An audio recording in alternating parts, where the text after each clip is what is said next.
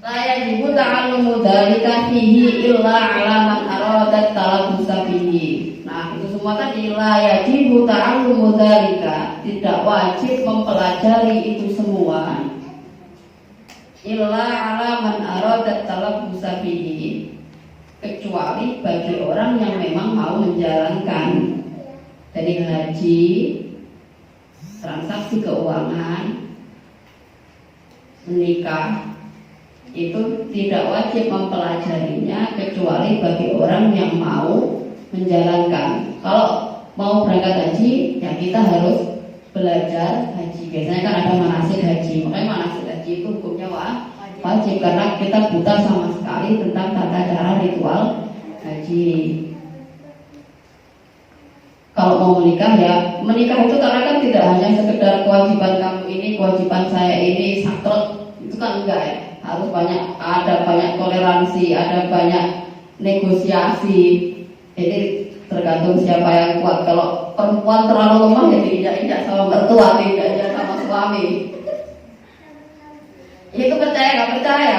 Kalau lakinya yang terlalu lemah, ya diinjak-injak sama istrinya. Makanya untuk mencapai keseimbangan, ya harus cari yang seimbang. Seimbang itu semuanya. Nggak hanya sekedar soal harta, tapi ya seimbang ilmu pengetahuannya, seimbang pola pikirnya. Ini menentukan banyak hal. Jangan sampai menginjak juga jangan sampai diinjak. Paman arada ayyatazawwaja masalan, bagi orang yang misalnya mau menikah. Paman arada ayyatazawwaja masalan, bagi orang yang misalnya mau menikah, imro'atan saniyatan, perempuan kedua.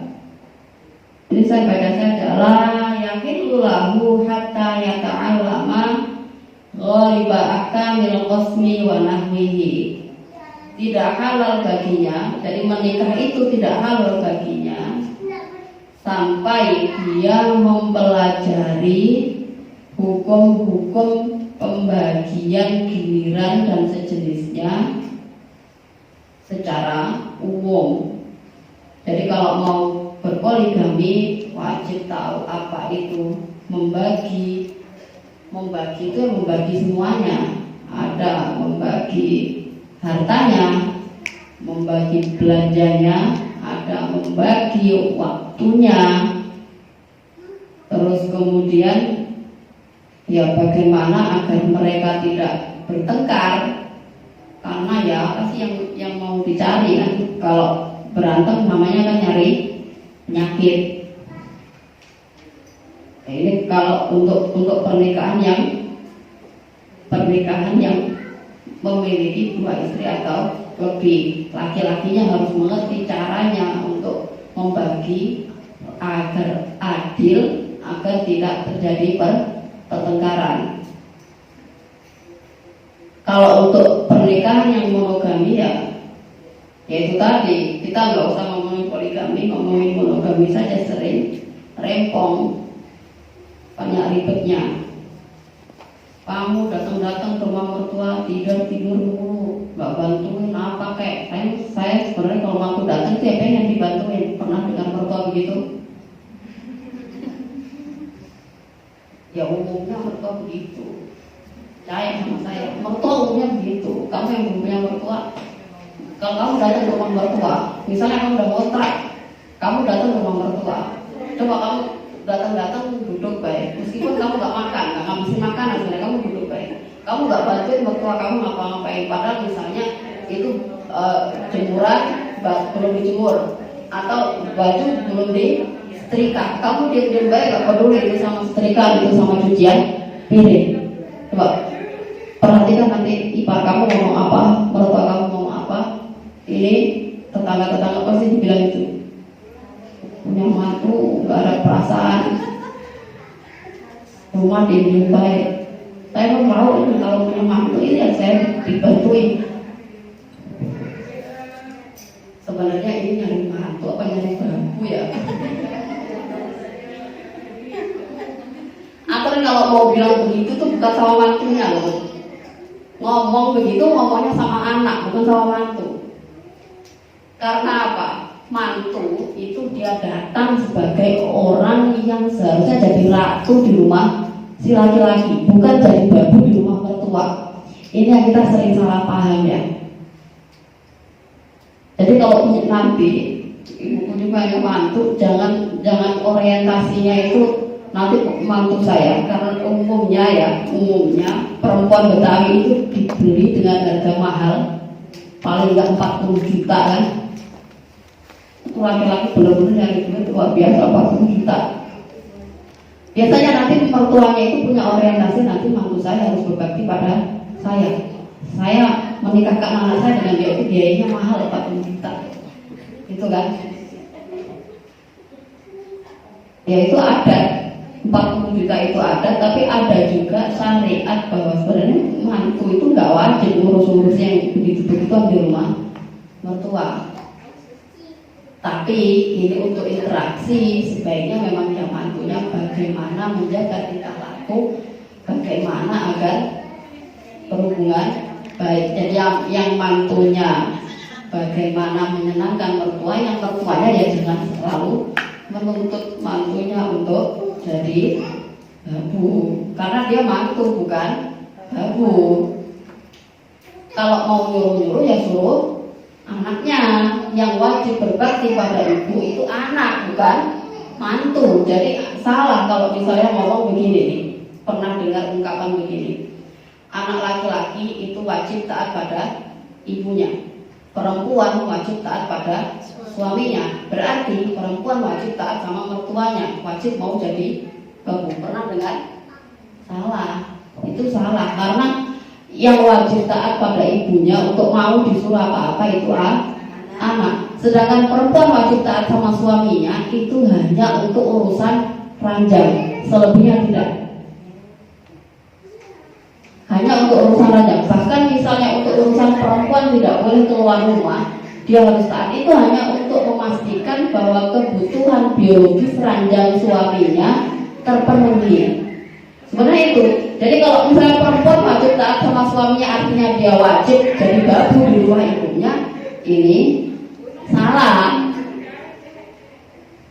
Jadi perempuan itu hanya wajib mengurus dirinya sendiri kalau dia tidak berasal dari orang kaya yang biasa dilayani. Kalau dia perempuan yang biasa dilayani, maka suaminya wajib mencarikan pelayan. Ini urusan nafkah ya. Kalau misalnya si perempuan ini biasa punya kipas angin itu pelayan yang kipasi, jadi wajib memberikan kipas angin. Si perempuan ini biasa nggak pernah ngambil air di sumur, punya pompa air, ya wajib menyediakan listrik dan pompa airnya. Dia biasanya pakai kompor gas, pakai LPG, nggak pakai kayu bakar, ya wajib menyediakan LPG. Itu nafkahnya. Jadi kalau kita ngomongin pernikahan itu ribetnya banyak, tapi karena harus ada toleransi, ada negosiasi, jadi makanya pastikan untuk memilih pasangan itu yang setara pemikirannya, juga mampu menghargai pasangannya, nggak hanya sekedar yang kaya, yang cakep, yang ngomongnya kelihatan enak tapi ternyata sebenarnya itu cuma modus. Saya berkali-kali didatangi laki-laki yang ngeluh ke sini, tapi sebenarnya pengen saya gamparin, bener laki-laki kurang ajar. Ngeluhin istrinya tapi sebenarnya dia sendiri yang kurang ajar. Itu laki-laki ya sekitar umur 25-an lah, jadi pengantin baru ya. Nah untuk bilang punya laki model begini. Ngeluhin istrinya tapi sebenarnya dia sendiri yang kurang ajar. Istrinya kurang begini dikeluhin, ngeluh ke gurunya kurang begitu. Nah ternyata saya pikir laki-laki kayak begitu dikeluhin, ya dia sendiri memang bisa apa sama istrinya. Ribet kan? Itu menikah satu itu. Kalau menikah dua, ribetnya tambah, rempongnya tambah. Kita lanjutkan. Amal ijabu ala kifayati, sedangkan wajib kifayah. Itu tadi kan kita yang pertama tadi masih ngomongin tentang wajib ain, wajib bagi masing-masing individu. Sekarang kalau wajib kifayah itu artinya kalau ada satu orang yang sudah menjalankan dalam radius tertentu, ini yang lain sudah gugur. Biasanya radius itu dibatasi masa fatul qasri, radius yang memperbolehkan mengkosor sholat. Beda ya jamak dengan kosor.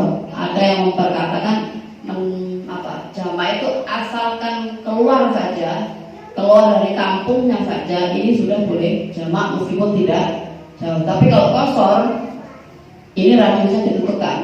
Yang ada yang 85, ada yang 93, itu kan penghitungannya yang berbeda-berbeda. Itu kita anggap saja 90 km baru boleh kosor. Nah itu fardu kifayah juga itu. Fardu kifayah itu sesuatu yang jika dilakukan oleh atau sudah diketahui atau sudah dilakukan oleh satu orang, maka yang lain gugur. Biasanya untuk ilmu itu radiusnya sekitar 90 kilo. Jadi selebihnya berarti sudah tidak masuk hitungan. Misalnya kalau misalnya di sini saya sudah bisa ilmu tajwid, maka sebenarnya yang lain sudah tidak wajib. Mengetahui ilmu tajwid itu hukumnya fardu kifayah. Tapi kalau membaca Al-Quran dengan benar, ini hukumnya fardu ain. Beda kan? Membaca Al-Quran dengan benar ini fardu ain. Tetapi kalau misalnya saya tahu ini mat wajib tafsir, ini ini hukumnya fardu kifayah.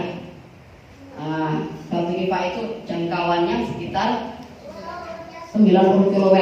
Tetapi ada tetapinya. Tetapi kadang juga bisa lebih sempit kalau memang kebutuhannya juga besar.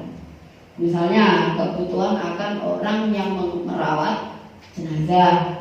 Merawat jenazah ini kan sebenarnya bukan perkara fardu ain, tetapi karena kebutuhan akan merawat jenazah besar, maka tidak mungkin dalam radius 90 km cuma satu orang yang bisa merawat jenazah. Itu kan nanti terlalu lelah, tidak cukup. Berarti fardu kifayah itu yang penting mencukupi kebutuhan. Kalau misalnya dalam satu kampung sudah ada gurunya, maka sudah cukup. Itu fardu kifayah. Bimana annahu idza qama fihi al-ba'du saqata 'anil baqina. Maknanya fardu kifayah bahwa ketika sudah ada satu orang yang menjalankan, maka yang lain tidak berkewajiban lagi. Faya ummu sa'ira syara'il islami, maka yang seperti itu umum pada semua syariat Islam. Jadi semua syariat Islam mempelajari, mengetahui keseluruhannya, ini hukumnya fardu kifayah. Atau bisa dikatakan begini, kelebihan dari fardu ain ini hukumnya fardu kifayah. Jadi ilmu ini tidak ada sebenarnya, hampir selalu ilmu itu kalau nggak fardu ain ya fardu kifayah. Bahkan sampai yang sunat ini juga hukumnya fardu kifayah untuk tahu. Ilmu yang fardu kifayah itu apa saja? Ilmu untuk menunjang kelangsungan hidup, ini semuanya hukumnya fardu kifayah. Ilmu fikih tentu saja karena ini syariat Islam. Ilmu kedokteran, kemudian lagi tata bangun, ilmu cara bikin baju, ilmu cara masak, ini semuanya hukumnya fardu kifayah karena menunjang kehidupan, kelangsungan hidup. Jadi apapun ilmu yang diperlukan untuk menunjang kelangsungan hidup hukumnya fardu kifayah. Termasuk ilmu jadi buzzer. Tahu buzzer? Buzzer itu pendengung. Buzzer itu kalau istilahnya sekarang suka ngomporin entah buzzer kanan, entah buzzer kiri, entah buzzer nggak jelas, yang suka ngompor-ngomporin itu namanya buzzer. Menangkal buzzer, kalau memang buzzer ini merugikan, maka ilmu menangkal buzzer ini juga fardu kifayah. menangkal berita-berita bohong juga fardu kifayah. Sampai kalau dulu saya baca di salah satu kitab bahwa mempelajari ilmu kedokteran secara umum ini fardu kifayah, tapi untuk yang mendetail sekali ini tidak sampai fardu kifayah. Tapi sekarang kita tahu bahwa kita hidup di zaman yang lompatan teknologi, lompatan penyakit juga semakin cepat. Kita butuh inovator, maka inovator ini juga fardu kifayah. Misalnya menyediakan vaksin yang cepat, ini fardu kifayah karena untuk menunjang kelangsungan hidup. Bagaimana kita menyediakan misalnya energi yang terbarukan, karena kita hidup di zaman yang tidak tanpa listrik. Bagaimana menyediakan listrik yang ramah lingkungan, yang terbarukan, yang tidak menguras minyak. Nah, ini semuanya jadi fardu kifayah. Pengembangan baterai bagaimana agar cepat, karena minyak sudah habis, maka bagaimana mengolah energi surya, energi solar atau nikel untuk dijadikan baterai semakin efisien. Ini semuanya menjadi fardu kifayah. Jadi hampir semua ilmu itu sekarang jadi fardu kifayah. Entah kalau gamer ya, saya pikir kalau gamer belum bisa masuk ke fardu kifayah, meskipun gamer itu bisa menghasilkan uang. Tapi untuk misalnya kita internet, IT, komputer, karena kita hidup di zaman yang tidak bisa lepas dari komputer, maka mempelajari itu semua menjadi fardu kifayah. Jadi tidak ada ilmu itu yang jelek, tidak ada yang jelek. Bahkan misalnya ilmu santet, kalau ilmu santet itu dipelajari untuk mengobati orang yang terkena santet, itu juga fardu kifayah kan? Kalau ada orang kesurupan terus nggak ada yang bisa mengobati, kan repot. Nah, bahkan mempelajari ilmu santet juga menjadi fardu kifayah. Kita lanjutkan. Itu tadi wa ma yatawaqqafu ma'rifatuha au kamaluha alaihi.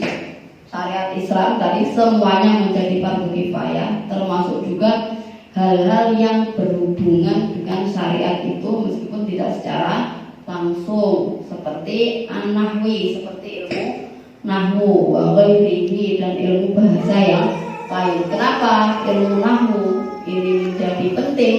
Karena untuk mengetahui syariat Islam yang berbahasa Arab harus mengetahui dari sumber-sumber yang berbahasa Arab, maka mempelajari ilmu nahwu menjadi fardu kifayah.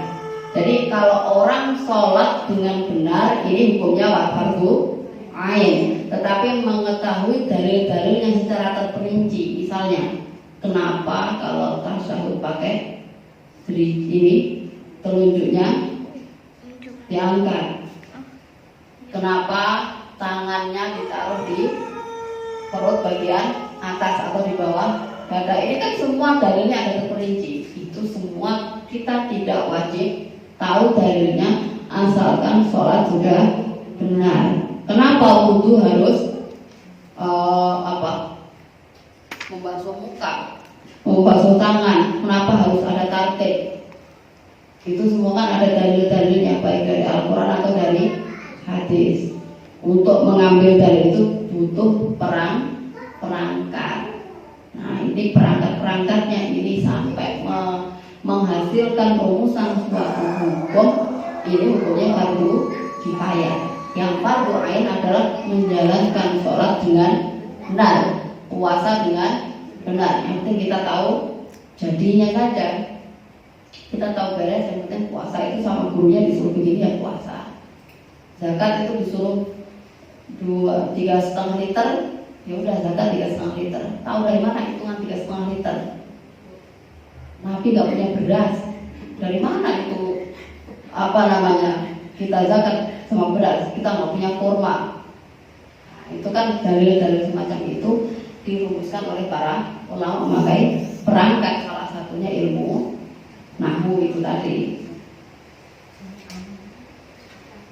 Kita lanjutkan. Wa ta'allumu, langsung saja disingkat di bawahnya. Wa ta'allumu ma'rifati jami'i ahkami sahihil muamalati, dan wajib juga mempelajari semua hukum-hukum untuk transaksi yang sah. Itu tadi kan yang atas fardu ain, yang ini kita bahas fardu kifayah ini. Wal munakahati, dan menikah, wal jinayati, dan jinayat. Jinayat itu yang berhubungan dengan misalnya potong tangan, rajam, kisos, itu maksudnya jinayat. Wa ma yata'allaqu bi kullin, dan segala sesuatu yang berhubungan dengan masing-masing. Jadi wajib mempelajari semua hukum yang terkait dengan keabsahan transaksi, kemudian pernikahan, jinayat, dan semua yang berhubungan dengan itu. Wa fasidiha, dan transaksi yang rusak. Jadi transaksi yang tidak sah. Kenapa transaksi ini tidak sah? Karena berpotensi menipu misalnya. Apakah belanja online itu sah? Padahal kita tidak tahu barangnya, misalnya seperti itu. Itu sah apa? Tidak. Bagaimana mengatasi penipuan-penipuan itu? Misalnya kalau sudah ada regulasi yang melindungi hak masing-masing penjual dan pembeli agar tidak ada yang dirugikan, itu nanti hukumnya bagaimana? Nah, ini wajib diketahui kalau memang mau bertransaksi. Wa inna ma wajaba 'alal kafati dzalika 'ainan aw kifayatan. Kewajiban mengetahui semuanya itu ada kalanya wajib ain, ada kalanya wajib kifayah. Bentar dulu dijelaskan. Litari fil halali, agar diketahui mana yang halal, asyamili, yang mencakup lil wajibi wal mandubi wal mubahi wal makruhi wa khilafil aula. Hukum halal itu mencakup wajib, sunat, mubah, makruh, dan khilaful aula. Ini masih masuk kategori halal. Jadi misalnya kalau ada yang mengatakan makruh, kalau misalnya orang mau masuk masjid setelah makan bawang dengan bau mulut yang tidak sedap, itu hukumnya makruh. Makruh itu bukan berarti haram. Makruh karena dia membuat orang lain tidak nyaman, tetapi bukan berarti dia haram sama sekali untuk masuk masjid misalnya. Bukan hanya masjid ya, untuk berinteraksi dengan orang. Kalau mau ketemu orang banyak dalam keadaan bau mulut, bau badan sehingga tidak membuat orang lain tidak nyaman, ini hukumnya makruh. Masih halal, tetapi dibenci. Wal harami, akan mengetahui yang halal juga yang haram. Hatta yuf'alal halalu, sehingga orang hanya akan menjalankan yang halal. Wa yujtanabul haramu, dan yang haram dijauhi. Litamyizil halali, untuk membedakan mana yang halal, at-thayyibi, yang bagus, minal harami, dan yang haram, al-khabisi, yang kotor. Kenapa orang harus mengetahui itu tadi? Harus belajar mana yang halal, mana yang haram, agar bisa dibedakan mana yang halal dan baik dari yang, agar bisa dipisahkan dari yang haram yang jelek.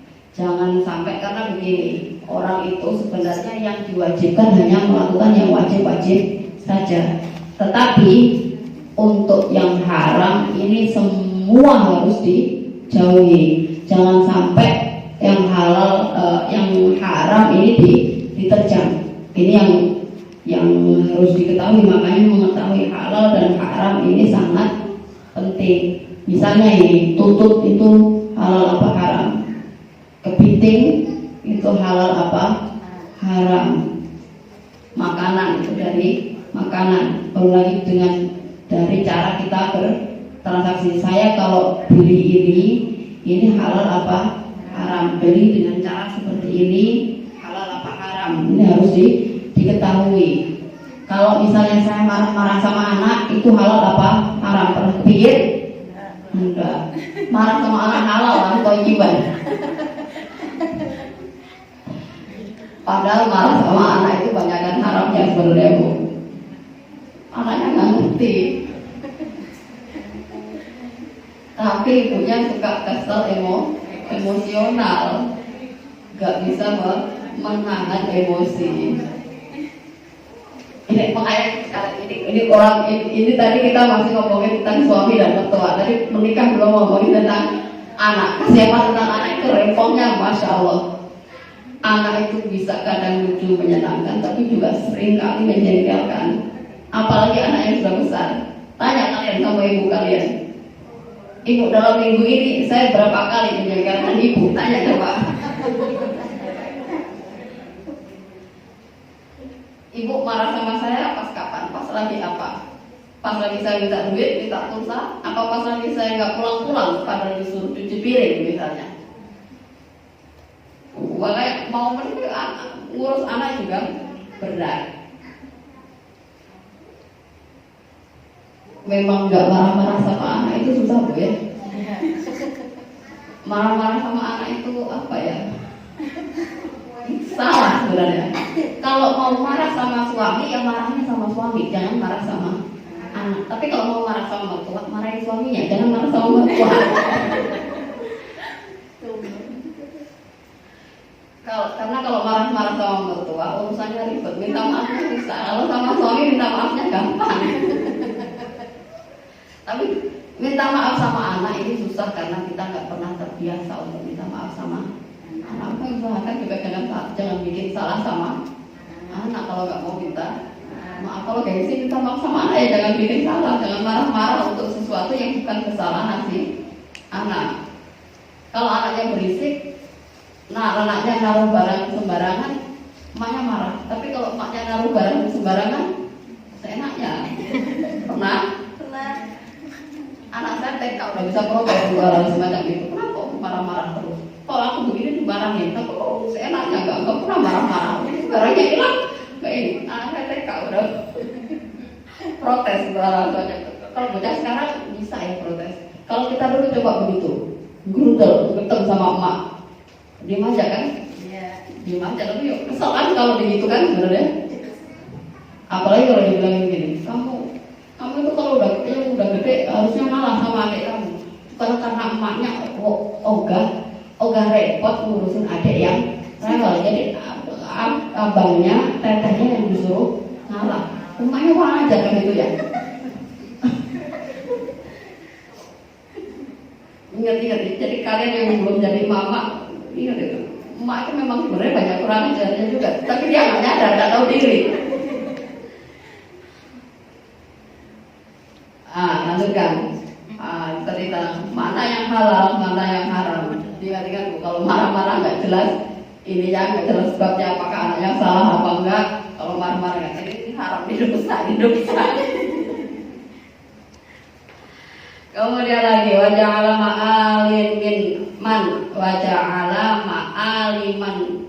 ma'aliman alima dzalika wa 'amila bihil khuluda fi daris salami. Dan semoga Allah menjadikan ma'al itu akhir ya, akibat itu pungkasan itu pamungkas. Jadi nanti endingnya, agar endingnya dijadikan oleh Allah bagi ending orang yang mengetahui yang halal dan haram, kemudian disiplin dengan aturan-aturan itu, wa amila bihi, dan menjalankan dengan disiplin aturan yang halal dan haram itu, al-khuluda fi daris salami, agar mereka abadi di tempat yang keselamatan, di tempat yang menyenangkan. Jadi ini harapan bagi orang yang sudah beribadah, sudah menjalankan syariat, entah itu beribadah, entah itu menjauhi yang haram, adalah harapan agar oleh Allah ditempatkan di tempat yang menyenangkan. Jadi kalau mau berharap itu harus ada modal. Jangan kita sudahlah pelit sama anak marah-marah mulu, sholatnya belum bentong, puasa utang belum dibayar, masih ngarepin surga. Modalnya apa itu nggak tahu. Ini kalau mau punya rojak mengharapkan ampunan dari Allah, setidaknya kita harus berusaha untuk menjalankan syariat dengan benar.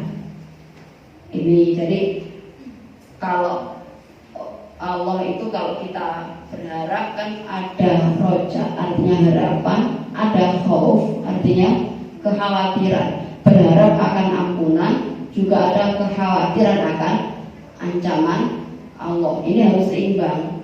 Jadi kalau misalnya kita setelah beramal ya kita berharap bahwa kita nanti mendapatkan ampunan, agar amal yang kita lakukan bisa menjadi untuk menambal hal-hal buruk atau dosa yang sudah kita lakukan di masa lampau. Terlalu pede kalau kita mengharap pahala sekarang, karena kesalahannya terlalu banyak.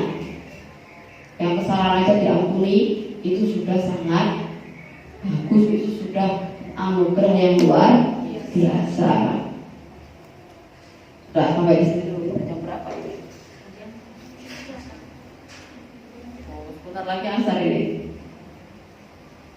Sudah ya, sampai di sini saja dulu. Nah, nanti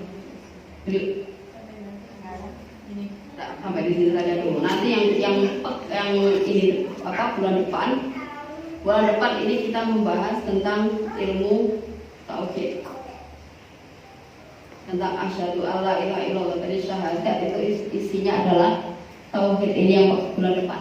Tapi bulan depan insya Allah saya akan mudik mulai tanggal 21 saya mudik. Jadi pas akhir bulan mungkin saya tidak di rumah. Jadi kalau bisa nanti bulan depan diundur saja sekitar awal Maret, jadi udah mepet-mepet sama puasa sekaligus penutupan. Itu aja ya. Ya awal April. Jadi mungkin saya akan paling balik ke sini sekitar tanggal 14 atau 15 April. Bukan tanggal 4 atau 5, puasanya tanggal 13 kan? Paling sekitar tanggal 4 atau 5 April itu saya. Ya akhirnya di minggu pertama, biasanya kan minggu terakhir ini. Akhirnya di minggu pertama April, nanti kan tanggal 13-nya sudah puasa. Jadi sekaligus penutupan. Mohon maaf kalau ada kesalahan kekurangan. Allahu a'lam bishawab. Allahumma fiq ila aqwamit thoriq. Wassalamualaikum warahmatullahi wabarakatuh.